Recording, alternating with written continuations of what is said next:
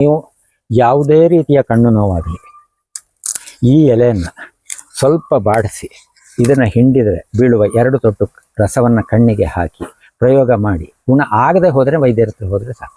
90% ಸಂದರ್ಭದಲ್ಲಿ ಇದೊಂದು ಸಾಕು. ಸೊಪ್ಪು ತರಕಾರಿಗಳನ್ನು ಆಹಾರಗಳನ್ನು ಇವತ್ತು ನಾವು ಕಾರ್ಬೋಹೈಡ್ರೇಟು ಪ್ರೋಟೀನು ಮಿನರಲ್ಸು ಹಾಗೆ ಹೀಗೆ ಅಂತೇಳಿ ಒಂದಷ್ಟು ಕೋಷ್ಟಕದ ಮೂಲಕ ಹೇಳ್ತೇವೆ. ಹಾಗೇನು ಯಾವ ಹುಲಿ ಆಗಲಿ ಆನೆ ಆಗಲಿ ಹಲ್ಲಿ ಆಗಲಿ ಹದ್ದಾಗಲಿ ಈ ಕೋಷ್ಟಕದ ಮೇಲೆ ಬದುಕಿಲ್ಲ. ಪ್ರಾಕೃತಿಕವಾದ ಆಹಾರವನ್ನು ತಿಂದರೆ ಆ ಕೋಷ್ಟಕ ಆಟೋಮೆಟಿಕ್ ಆಗಿ ಅಲ್ಲಿ ಫಾರ್ಮ್ ಆಗುತ್ತೆ. ಮನುಷ್ಯ ತಪ್ಪು ಆಹಾರ ತಿನ್ನೋದ್ರಿಂದ ಈ ಕೋಷ್ಟಕದ ಅವಶ್ಯಕತೆ ಇದೆ. ಈಗ ಆಭರಣ ಹಾಕುವ ಉದ್ದೇಶ ವಿವೇಕದಿಂದ ವಿಚಾರದಿಂದ ನಮಗೆ ಆತ್ಮಾಭಿಮಾನ ಬಂದರೆ ಅದು ಗ್ರೇಟ್. ಆದರೆ ಎಲ್ಲರಿಗೂ ಅದು ಸಾಧ್ಯ ಆಗಲ್ಲ. ಕೊನೆ ಪಕ್ಷ ಚಂದವಾದಂಥ ಬಟ್ಟೆ ಹಾಕಿ ಆಭರಣ ಹಾಕಿ ನಮ್ಮನ್ನು ನಾವು ಇದು ಸ್ಥಾಪಿಸಿಕೊಳ್ಳುವುದು ಕೂಡ ಈ ಜೀವನಕ್ಕೆ ಅವಶ್ಯಕನೇ. ಅದನ್ನೇನು ಪೂರ್ತಿ ತಪ್ಪು ಅನ್ನೋಗಿಲ್ಲ. ಆದರೆ ಅಷ್ಟಕ್ಕೆ ಉಳಿದು ಹೋದರೆ ನೀವು ಶಿಶುವಾಗಿಯೇ ವೃದ್ಧಾಪ್ಯವನ್ನು ಪಡೆದು ಸತ್ತಾಗುತ್ತೆ. ಇದು ಹೂ ಇರುವ ಸಂದರ್ಭದಲ್ಲಿ ಆ ಹೂವು ತರಕಾರಿ, ಇದರ ಚಿಗುರು ಎಲೆಗಳು ತರಕಾರಿ. ಇದಕ್ಕೆ ನರಿಕಬ್ಬು ಅಂತ ಹೇಳ್ತಾರೆ. ನರಿಕಬ್ಬು ಅಥವಾ ಅಂದ್ರೆ ಇದೇನು ಕಬ್ಬಿಂದ ಒಂದು ಉಪಜಾತಿನ ಅಲ್ಲ, ಸುಮಾರು ಹಾಗೇನೋ ಹೆಸರು ಕೊಟ್ಟಿದ್ದಾರೆ. ಇದಕ್ಕೆ ಪುಷ್ಕರ ಮೂಲ ಅಂತ ಹೇಳಿ ಸಂಸ್ಕೃತ ಹೆಸರು. ತುಂಬಾ ಅದ್ಭುತವಾದ ಔಷಧಿ. ನೀವು ಯಾವುದೇ ರೀತಿಯ ಕಣ್ಣು ನೋವಾಗಲಿ ಈ ಎಲೆಯನ್ನು ಸ್ವಲ್ಪ ಬಾಡಿಸಿ ಇದನ್ನು ಹಿಂಡಿದರೆ ಬೀಳುವ 2 ತೊಟ್ಟು ರಸವನ್ನು ಕಣ್ಣಿಗೆ ಹಾಕಿ ಪ್ರಯೋಗ ಮಾಡಿ ಗುಣ ಆಗದೆ ಹೋದರೆ ವೈದ್ಯರ ಹತ್ರ ಹೋದರೆ ಸಾಕು. 90% ಸಂದರ್ಭದಲ್ಲಿ ಇದೊಂದು ಸಾಕು. ಅಷ್ಟು ಅದ್ಭುತವಾದಂತಹ ಔಷಧೀಯ ಗುಣ ಇದೆ. ತರಕಾರಿ ಇದೆ. ಈ ಸೊಪ್ಪಿನಿಂದ ದೋಸೆ ಮಾಡ್ಬೋದು, ರೊಟ್ಟಿ ಮಾಡ್ಬೋದು, ಪತ್ರೊಡೆ ಮಾಡ್ಬೋದು, ಹಾಗೆ ಪಲ್ಯಕ್ಕೆ ಹಾಕ್ಬೋದು. ಹೀಗೆ ಹೂವಿನಿಂದ ಮತ್ತೆ ಪುನಃ ಬಿಳಿ ಹೂ, ತುಂಬ ಸುಂದರವಾದ ಹೂ ಬರ್ತದೆ, ನೋಡೋದಕ್ಕೆ ಒಂದು ಚಂದ. ಅದು ಇದೊಂದು ಚಂದದ ಬಾಳೆ ಇದೆ. ಇದು ಯಾವ ರೀತಿಯ ಬಾಳೆಗೊನೆ ಬರ್ತದೆ ಅಂತ ನನಗೂ ಗೊತ್ತಿಲ್ಲ. ಇದು ಹೊಸದಾಗಿ ಬಂದಿದೆ. ಇದೊಂದು ಕಲ್ಲು ಬಾಳೆ ಅಂತ. ಕಲ್ಲು ಬಾಳೆ ಅಂತೇಳಿ. ಇದು ಎಲ್ಲೋ ಆದ ಬೀಜ. ಇದು ಈ ಜಾಗದಲ್ಲಿ ಅದೇ ಹುಟ್ಟಿರುವಂಥದ್ದು. ನಂದು ಇನ್ನೊಂದೆಲ್ಲೋ ಗಿಡ ಇತ್ತು. ಇದು ಬಾಳೆಕಾಯಿಯಲ್ಲಿ ಪೂರ್ತಿ ಒಳ್ಳೆ ಇದು ಗುಂಡು, ಮದ್ದು ಗುಂಡುಗಳ ಹಾಗೆ ಇದು ಗನ್ ಬುಲೆಟ್ಸ್ ಥರದ ಕಾಯಿಗಳು ಬರ್ತದೆ. ಅದು ಹೇಗೋ ಪ್ರಸಾರ ಆಗಿ ಇಲ್ಲಿಗೆ ಬಂದಿದೆ. 5 ವರ್ಷಕ್ಕೊಮ್ಮೆ ಇದು ಗೊನೆ ಹಾಕೋದು. ಬೀಜದಲ್ಲಿ ಇದು ಹಣ್ಣಿನಲ್ಲಿ ಪೂರ್ತಿ ಇದು ಬೀಜ ಇರ್ತದೆ. ಅದನ್ನು ನಾವು ರಸ ಹಿಂಡಿ ರಸವನ್ನ ಶರ್ಬತ್ತಾಗಿಯೋ ಜಾಮ್ ಆಗಿಯೋ ಬಳಸ್ಕೊಳ್ಬೋದು. ಮತ್ತು ಇದರಲ್ಲಿ ಬರುವ ದಿಂಡು ಇದೆಯಲ್ಲ, ಆ ದಿಂಡು ಅದ್ಭುತವಾದ ತರಕಾರಿ. ಮತ್ತೆ ಇದು ಕಿಡ್ನಿ ಸ್ಟೋನ್ಗೆ ತುಂಬಾ ಶ್ರೇಷ್ಠವಾದ ಔಷಧಿ ಕೂಡ. ನೋಡ್ಲಿಕ್ಕೂ ಬಹಳ ಚಂದ ಇರ್ತದೆ. ಈಗ ಹೆಚ್ಚಿನ ಪ್ರಮಾಣದ ಎಲ್ಲಾ ಬಾಳೆಗಳು ಅಂದ್ರೆ ಈಗ ಬೀಜದಿಂದ ಬೆಳೆಯುವಂತ ಯಾವುದೋ ಹೆಚ್ಚಿನ ತಳಿ ಇಲ್ಲಲ್ಲ ಬಾಳೆ. ಅದು ಬೇರೆ ಬೇರೆ ಕಾರಣಗಳಿಗಾಗಿ ಬೀಜ ರಹಿತ ಆಗಿದೆ. ಆದ್ರೆ ಮಧ್ಯದಲ್ಲಿ ಈಗ ನಮ್ಮಲ್ಲಿ ಒಂದು ಜಾತಿಯ ಬೂದುಬಾಳೆ ಇದೆ. ಎಲ್ಲೋ ಒಂದು 10 ಗೊನೆಗೆ ಒಂದರಲ್ಲಿ ಕೆಲವುದರಲ್ಲಿ ಬೀಜ ಬರುತ್ತೆ. ಬೀಜದಲ್ಲಿ ಆದ ಗಿಡಗಳು ಇದೆ. ಬೀಜದಲ್ಲಿ ಒಳ್ಳೆ ಹಣ್ಣಾದದ್ದು ನನ್ನಲ್ಲಿ 2-3 ಗಿಡಗಳಿದೆ. ಬೀಜದಲ್ಲಿ ಆಗತ್ತೆ. ಇಲ್ಲಿ ಮಧ್ಯದಲ್ಲಿ ನೋಡಿ, ಇದು ಆಲ್ಫಾಲ್ಫಾ ಸೊಪ್ಪು ಅಂತ ಅಥವಾ ಕುದುರೆ ಮಸಾಲೆ ಅಂತಲೂ ಹೇಳ್ತಾರೆ. ಒಳ್ಳೆ ಸೊಪ್ಪು ತರಕಾರಿ. ತುಂಬಾ ಇದು ಏನು ಅಂಕಿಅಂಶಗಳ ಲೆಕ್ಕದಲ್ಲಿ ಹೇಳಬೇಕು ಅಂತಾದರೆ ಪ್ರೋಟೀನ್, ಸಸಾರಜನಕ ಜಾಸ್ತಿ ಇರುವಂತಹ ಸೊಪ್ಪು ತರಕಾರಿ ಇದು. ಸೊಪ್ಪು ತರಕಾರಿಗಳನ್ನು ಆಹಾರಗಳನ್ನು ಇವತ್ತು ನಾವು ಕಾರ್ಬೋಹೈಡ್ರೇಟು ಪ್ರೋಟೀನು ಮಿನರಲ್ಸು ಹಾಗೆ ಹೀಗೆ ಅಂತೇಳಿ ಒಂದಷ್ಟು ಕೋಷ್ಟಕದ ಮೂಲಕ ಹೇಳ್ತೇವೆ. ಹಾಗೇನು ಯಾವ ಹುಲಿ ಆಗಲಿ ಆನೆ ಆಗಲಿ ಹಲ್ಲಿ ಆಗಲಿ ಹದ್ದಾಗಲಿ ಈ ಕೋಷ್ಟಕದ ಮೇಲೆ ಬದುಕಿಲ್ಲ. ಪ್ರಾಕೃತಿಕವಾದ ಆಹಾರವನ್ನು ತಿಂದರೆ ಆ ಕೋಷ್ಟಕ ಆಟೋಮೆಟಿಕ್ ಆಗಿ ಅಲ್ಲಿ ಫಾರ್ಮ್ ಆಗುತ್ತೆ. ಮನುಷ್ಯ ತಪ್ಪು ಆಹಾರ ತಿನ್ನೋದ್ರಿಂದ ಈ ಕೋಷ್ಟಕದ ಅವಶ್ಯಕತೆ ಇದೆ. ನಮ್ಮ ಪಾರಂಪರಿಕವಾದಂತಹ ಆಹಾರ ಪದ್ಧತಿ, ನಮ್ಮ ಅಜ್ಜ ಮುತ್ತಾತ ಏನು ತಿಂತಿದ್ದಿರೋ, ಏನು ಅಡುಗೆ ಮಾಡ್ತಿದ್ರೋ ಅದನ್ನೇ ಮಾಡಿದರೆ ಈ ಕೋಷ್ಟಕದ ಅವಶ್ಯಕತೆ ಬೀಳಲ್ಲ. ಮತ್ತು ಅದೇ ಕೃಷಿ ಆಗಬೇಕು. ಇಲ್ಲಿ ಮುಂದೆ ಹೋದರೆ ಅದು ಕರಡಿ ಸೊಪ್ಪು ಅಂತೇಳಿ, ಅದು ಮಲೆನಾಡಿನ ಸೊಪ್ಪು ಬಳ್ಳಿ. ಅದರಲ್ಲಿ ಒಳ್ಳೆ ಚಟ್ನಿ ಪುಡಿ ಆಗುತ್ತೆ. ಅದು ತುಂಬಾ ಔಷಧೀಯವಾಗಿದೆ. ಕೆಂಪು ಬೀಜ ಇರೋದು ಅಥವಾ ಇದು ಮಧ್ಯದ್ದು ಈ ಗಿಡ ಕೆಂಪು ಬೀಜದ್ದು ರಕ್ತಮಿತ್ರ ಸೊಪ್ಪು ಅಂತ. ಅದು ಒಳ್ಳೆ ತರಕಾರಿನೇ. ಅದು ರಕ್ತ ವೃದ್ಧಿ ಶುದ್ಧಿ 2 ಕೆಲಸಗಳನ್ನು ಮಾಡುತ್ತೆ.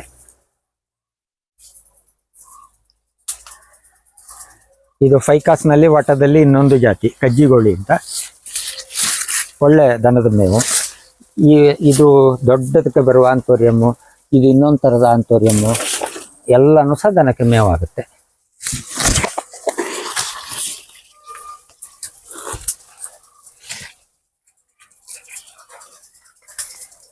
ಇದು ಬೆಣ್ಣೆಹಣ್ಣು ಗಿಡ.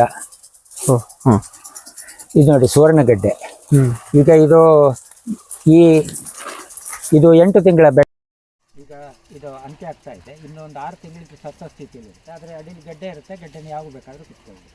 ಈ ಹಂತದಲ್ಲಿ ಈ ದಿಂಡನ್ನು ಸಹ ನಾವು ತರಕಾರಿಯಾಗಿ ಬಳಸ್ತೀವಿ. ಇದ್ರ ದಿಂಡು ಕೂಡ ದಿಂಡನ್ನು ಬಳಸ್ತೀವಿ. ಅಂದ್ರೆ ಇದು ಹೆಚ್ಚು ಕಡಿಮೆ ಬೆಳೆಯಕ್ಕೆ 1 ವರ್ಷ 1.5 ವರ್ಷ ಬೇಕದು? ಇಲ್ಲ, ಇದು 8 ತಿಂಗಳು. 8 ತಿಂಗಳು.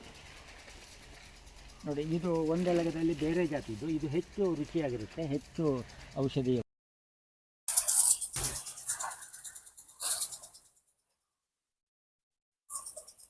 ಇದು ಗಜಲಿಂಬೆ. ಇದು ಈ ಲಿಂಬೆ ವಿಶೇಷತೆ ಏನು ಅಂತ ಹೇಳಿದ್ರೆ ಇದರಲ್ಲಿ ಬೀಜ ಇಲ್ಲ. ನೋಡಿ, ಈಗ ಹೊಸ ಗಿಡ ಹುಟ್ಟಿದೆ.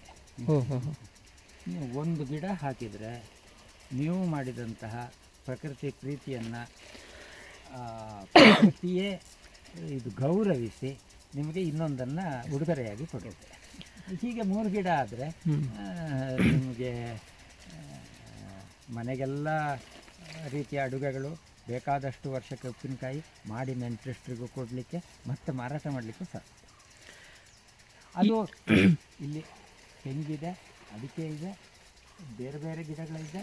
ಇಷ್ಟು ನೆರಳಿನಲ್ಲಿ ಇದು ಬರ್ತದೆ.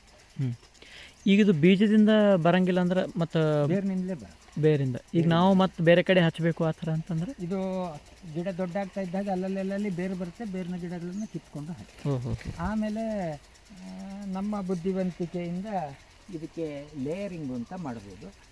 ಈ ಜಾಗದಲ್ಲಿ ಒಂದು ಚೂರು ಚಾಕುವಿನಲ್ಲಿ ಸಿಪ್ಪೆಯನ್ನು ಒರೆದು ಅಲ್ಲಿಗೆ ಮಣ್ಣನ್ನು ಕಟ್ಟಿಟ್ಟರೆ ಅದು ಒಂದು 3 ತಿಂಗಳಲ್ಲಿ ಹೊಸ ಬೇರೆ ಕೊಡುತ್ತೆ.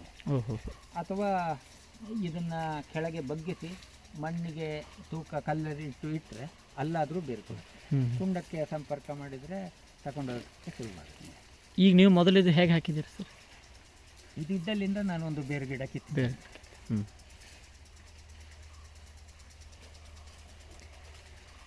ನಿಂಬೆಲೆ ಹೆಚ್ಚು ಕಡಿಮೆ ಒಂದು 100 ಜಾತಿ ಇರ್ತದೆ.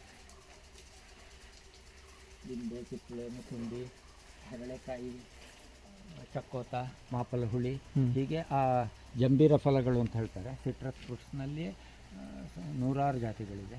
ಮತ್ತು ಅದರ ಒಳಗೆ ಮತ್ತೆ ಪುನಃ ಒಳ ಜಾತಿಗಳಿದೆ. ನೋಡಿ, ಇದು ಸಹ ಸುಮಾರು ಚೌಕಾಕಾರದ ಇದು ಕಳ್ಳಿ. ಇದು ತುಂಬ ಮುಳ್ಳು.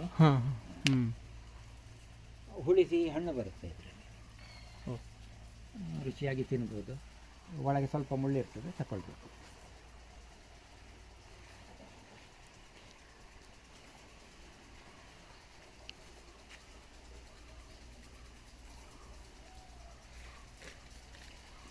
ಇದು ಚಿಂಬಳದ ಹಣ್ಣು ಅಥವಾ ಚಳ್ಳೆ ಹಣ್ಣು ಅಂತ ಹೇಳ್ತಾರೆ. ಸೆಬೆಸ್ಟಿಯನ್ ಪ್ಲಮ್ ಅಂತ. ಸುಮಾರು 6 ತಿಂಗಳ ಕಾಲ ಇದರಲ್ಲಿ ಬೇರೆ ಬೇರೆ ಹಂತಗಳಲ್ಲಿ ಕಾಯಿಯಿಂದ ಹಣ್ಣಿನವರೆಗೆ ಇರ್ತದೆ. ಯಾವಾಗ ಬೇಕಾದರೂ ಸಹ ಬಾಯಿಗೆ ಹಾಕಿ ಚಪ್ಪರಿಸಿ ತಿನ್ಬೋದು. ತುಂಬ ಅಂಟು, ಬಾಯಲ್ಲಿ ಹಿಡಿದು ಚಳ್ಳೆ ಹಣ್ಣು ತಿನ್ನಿಸಿದ ಹಾಗೆ ಅನ್ನುವಂಥ ಗಾದೆ ಇದೆ. ಆ ಗಾದೆ ಮೋಸ ಮಾಡಿದ್ರು ಅನ್ನೋ ಅರ್ಥದಲ್ಲಿದೆ. ಆದರೆ ಇದು ತಿನ್ನೋದ್ರಿಂದ ನಾವು ಮೋಸ ಹೋಗಿದ್ದೀವಿ ಅನ್ನೋದನ್ನು ಅರ್ಥ ಮಾಡ್ಕೊಳ್ಬೇಕಾಗಿದೆ.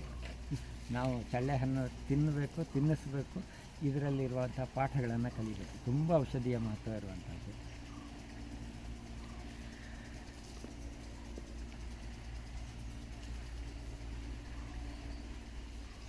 ನಮ್ಮ ಆಹಾರಕ್ಕೆ ಬಳಕೆಗಿಲ್ಲ ಇದು. ಆದರೆ ವರ್ಷಕ್ಕೆ 4-5 ಸಲ ದನಕ್ಕೆ ಕತ್ತರಿಸಿ ಹಾಕಾಕ್ತಾರೆ. ಇದು ಬರೀ ಅಂದರೆ ಈ ಥರದ ಹೂ ಅಷ್ಟೇ ಬರುತ್ತೆ? ಹೂವು ಎಲೆ ಎಲ್ಲ ಒಟ್ಟಾಗಿ ಕತ್ತರಿಸಿ ದನಕ್ಕೆ.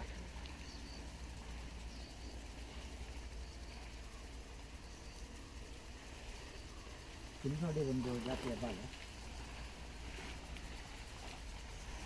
ಇದು ಯಾವುದು?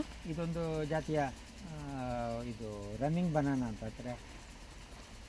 ಓಡಾಡುವ ಒಂದು ಗಿಡ, ಅಲ್ಲಿ ನೆಟ್ಟ ಗಿಡ ಅದು ಎಲ್ಲ ಕಡೆ ಹಬ್ಬಿ ಭಾಳ ತೀವ್ರವಾಗಿ ಮುಂದೆ ಹೋಗುತ್ತೆ.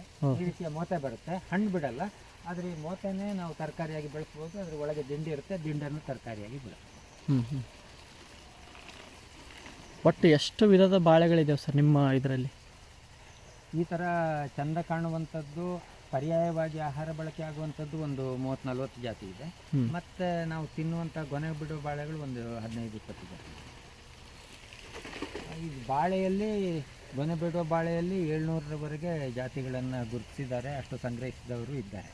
ಬಾಳೆ ಮೇಳಗಳಲ್ಲಿ ಅದು ಪ್ರದರ್ಶನಕ್ಕಿತ್ತು.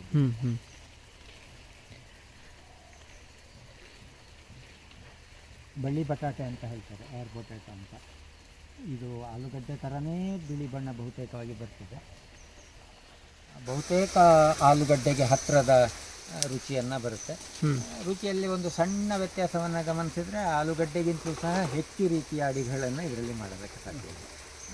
ಇಂತಹ ಒಂದೊಂದು ವಿಷಯದ ಯಾವುದೇ ಸಸ್ಯ ತಗೊಂಡ್ರೂ ಸಹ ಕನಿಷ್ಠ 50 ರೀತಿಯ ಅಡುಗೆ ಮಾಡಿ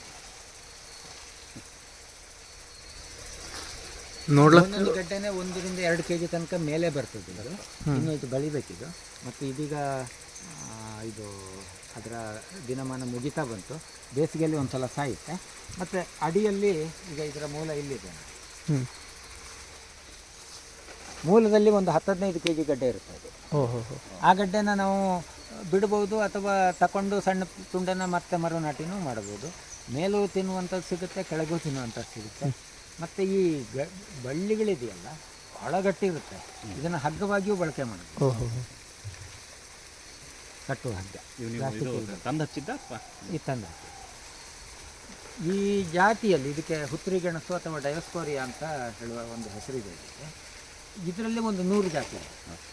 ಮುಳ್ಳಿರುವಂಥದ್ದು, ಇಲ್ಲಂಥದ್ದು, ಕಾಲದ ವ್ಯತ್ಯಾಸ ಇರುವಂಥದ್ದು, ಬಣ್ಣಗಳು ಬೇರೆ ಬೇರೆ. ಒಂದು ಬರುತ್ತೆ ಪರ್ಪಲ್ ಯಾಮು ಅಂತ, ಕಡು ನೀಲಿ ಬಣ್ಣದ ಗಡ್ಡೆ. ಅದರಲ್ಲಿ ಮಾಡಿದ ಅಡಿಗೆಗಳು ನೋಡೋದಕ್ಕೆ ಒಂದು ಸೌಂದರ್ಯ. ಈಗ ನೀವು ಇದೇ ಇದರಲ್ಲಿ ಹಗ್ಗನೂ ಮಾಡ್ಬೋದು ಅಂತ ಹೇಳಿದ್ರಿ ಸರ್. ಅಂದ್ರೆ ಮೋಸ್ಟ್ಲಿ ಮೊದಲೆಲ್ಲ ಅದೇ ಥರ ಇದ್ದು, ಹೌದು, ಮೊದಲೆಲ್ಲ ಈಗ ಕಮರ್ಷಿಯಲಿ 10 ರೀತಿಯ ನಾರುಗಳಿಂದ ಎಂಥ ಚಪ್ಪರಗಳನ್ನಾದರೂ ಕಟ್ಟಿದ್ರು. ಮನೆಯ ಮಾಡನ್ನು ಸಹ ಇಂಥ ಹಗ್ಗಗಳಿಂದಲೇ ಕಟ್ತಿದ್ರು.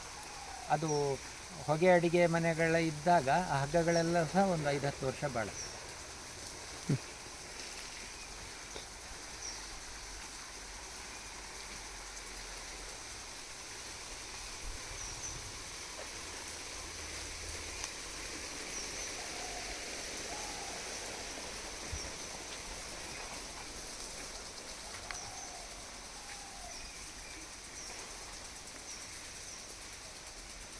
ಇದು ಯಾವುದು ಹಣ್ಣಿದೆ ಸರ್?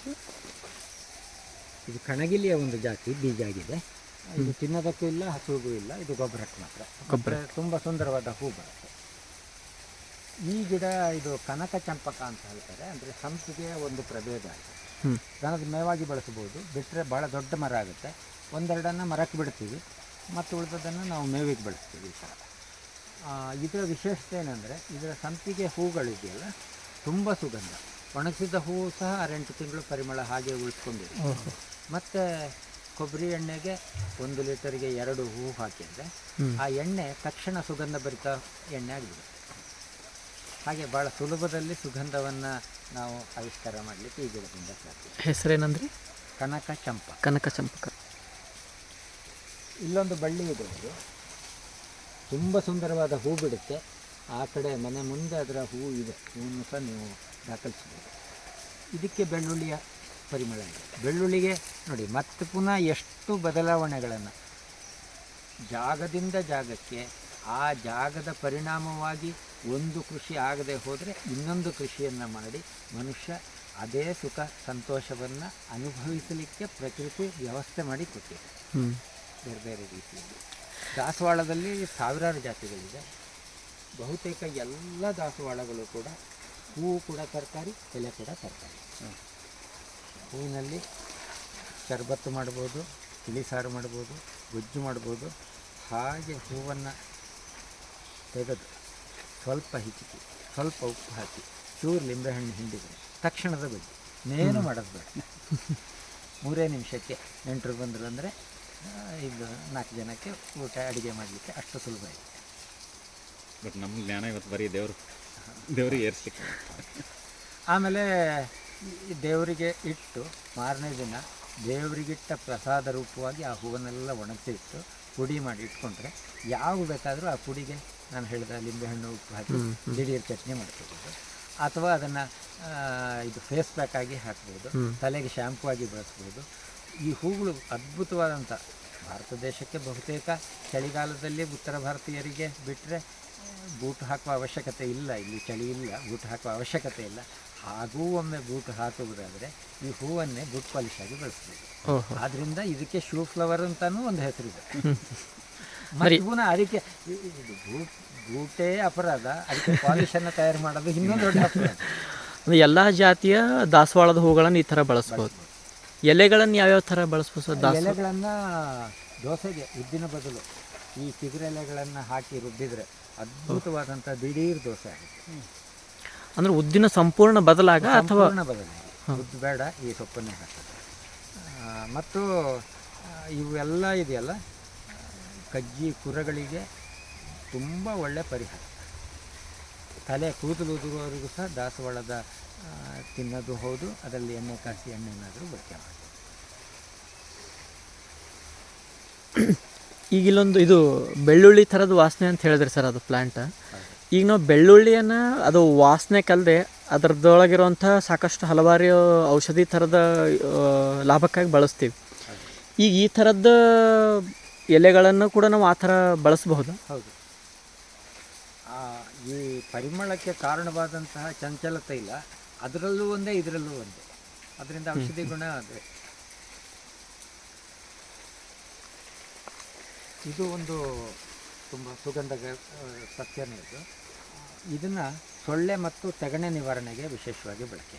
ಎಲೆ ತೆಗಣೆಗೆ ಬೆಡ್ ಬಗ್ಸ್, ಎಲೆ ಬಳಸೋದು ಅಥವಾ ಎಲೆ ಮಂಚದ ಅಡಿಯಲ್ಲಿ ಹಾಕಿಬಿಟ್ರೆ ತೆಗಣೆಗಳೆಲ್ಲ ನಿವಾರಣೆ ಆಗುತ್ತೆ. ತೆಗಣೆ ಸಂದರ್ಭದಲ್ಲಿ ಸೊಳ್ಳೆಗೆ ಹಾಗೆ ಹಚ್ಚಲೂಬಹುದು ಅಥವಾ ಹೊಗೆ ಹಾಕಲೂಬಹುದು. ಇದರ ಹೆಸರು, ಇದಕ್ಕೆ ಸ್ಥಳೀಯ ಹೆಸರು ಉರುಗುಲ್ ಸೊಪ್ಪು ಅಂತ. ಉರುಗುಲ್ ಸೊಪ್ಪು, ನನಗೆ ಇಂಗ್ಲೀಷ್ ಹೆಸರು ನನಗೆ ಬರ್ತಿದೆ.